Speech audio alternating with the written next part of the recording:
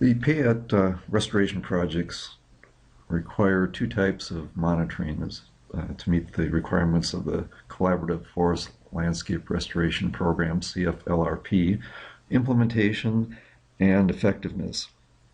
The monitoring committee has been charged with developing recommendations for monitoring on both types, both implementation and effectiveness.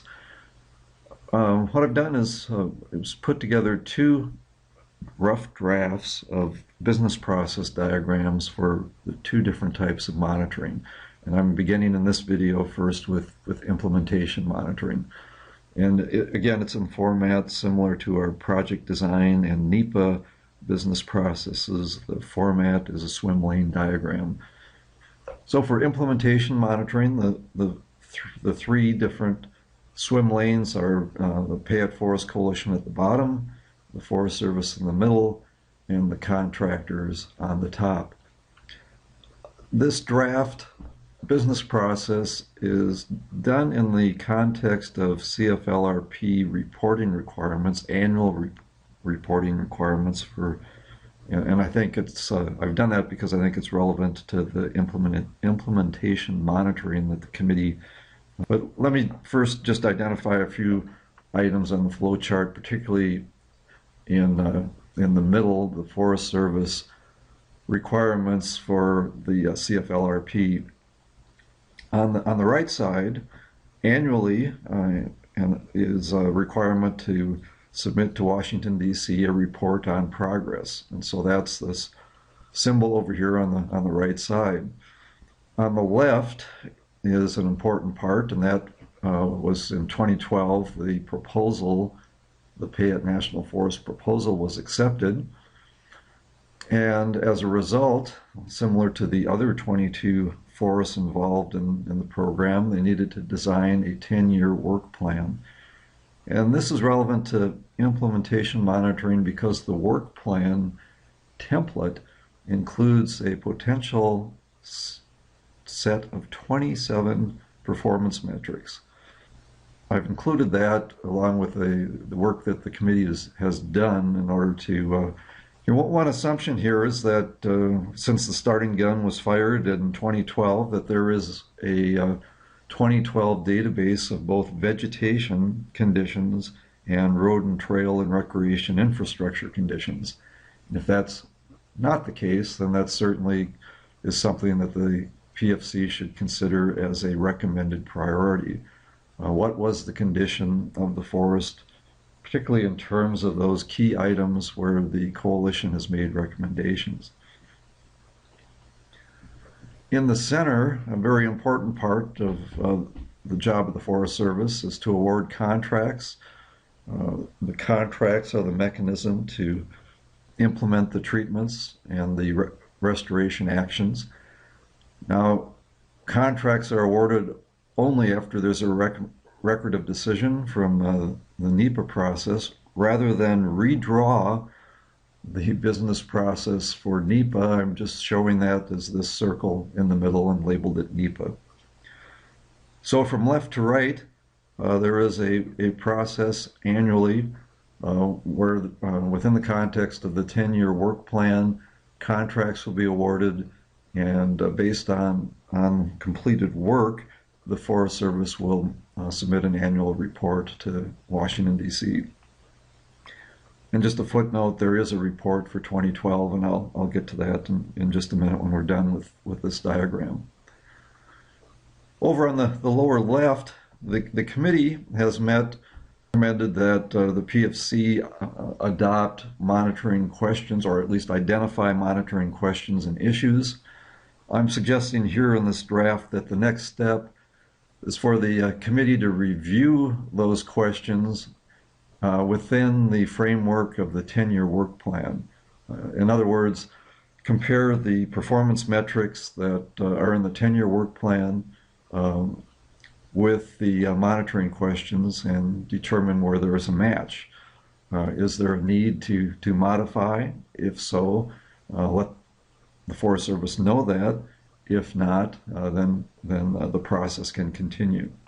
Contracts have been awarded. There will be work performed. There was work performed In fiscal year 12, there will be work performed this coming summer. So the contractors are carrying out the actions on the ground. Now, in this diagram, I'm showing a process here where the Forest Service reviews the work.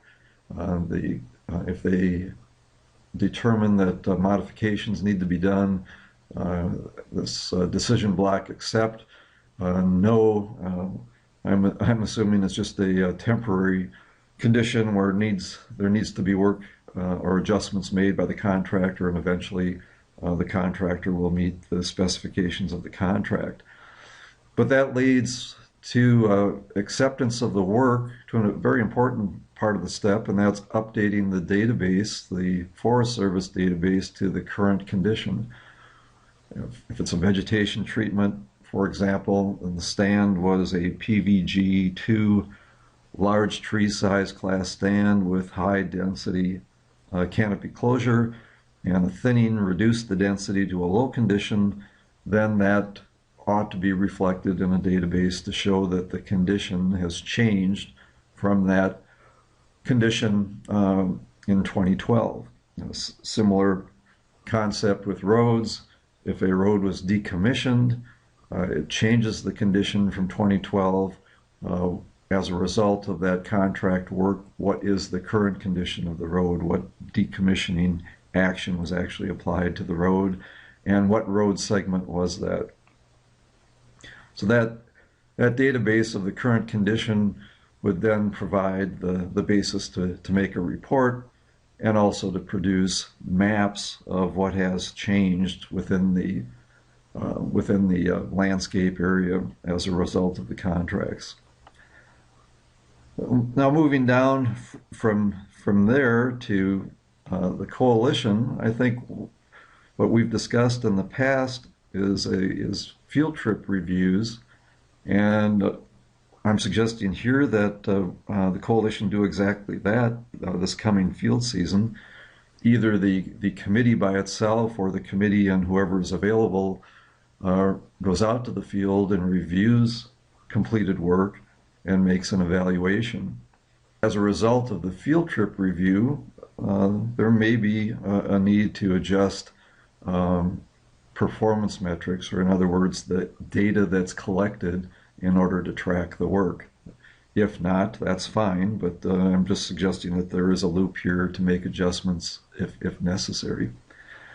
And then what the diagram shows next is, after the field trip review and the Forest Service prepares their draft progress report for Washington, D.C., that the coalition ought to make a review of the progress, and perhaps there is a need to produce a different type of report, a coalition report that would have a broader audience with the public to report the progress that's been made within the landscape. That in this draft is the general flow. There are roles and responsibilities for the Forest Service involving the performance requirements of CFLRP, as well as the requirements to administer contracts. The coalition has definite steps, some of which the coalition has discussed. Others are new, and we need to discuss those at the upcoming meeting. What I'd like to do next is I've mentioned a couple of documents here, and I think it's important for the committee as well as the PFC members as a whole to know where those documents are, and to review them as examples. This is also an opportunity to review a few changes on the website. Monitoring responsibility is for the entire CFLRP landscape, so it goes beyond the projects. And I think previously some of this information was a little bit confusing when you looked at it on the website, so I've reorganized things over on the left to split out the individual projects, but then there's one category called administration. Look at the File tab labeled CFLRP. There are documents that are related to the program listed in this library type format. The two documents that are mentioned in that business process diagram are the annual report. Here's the 2012 annual report for the Weiser Little Salmon Headwaters. You can just click on this download link to view that document. And the second was the work plan. And the work plan is located here. This is submitted in 2012 to the Forest Service Washington, D.C. office. And again, you can just click on the download link to review that document. So I think both of those fit into the background information for implementation monitoring. In addition, if you want to see the entire suite of performance metrics that are available, the work plan instructions document will list all of those. And again, click on the download link and you'll be able to review that. So in that business process diagram, just to repeat, there are three background documents that are relevant. The work plan instructions, and the instructions have a list of the 27 performance metrics. There is the work plan itself that was submitted in 2012, and then there is the 2012 report for the Weiser Little Salmon Headwaters. And I'd suggest it's worth the time to take a look at all of those, in particular for the monitoring committee, but it's also good background for all PFC members.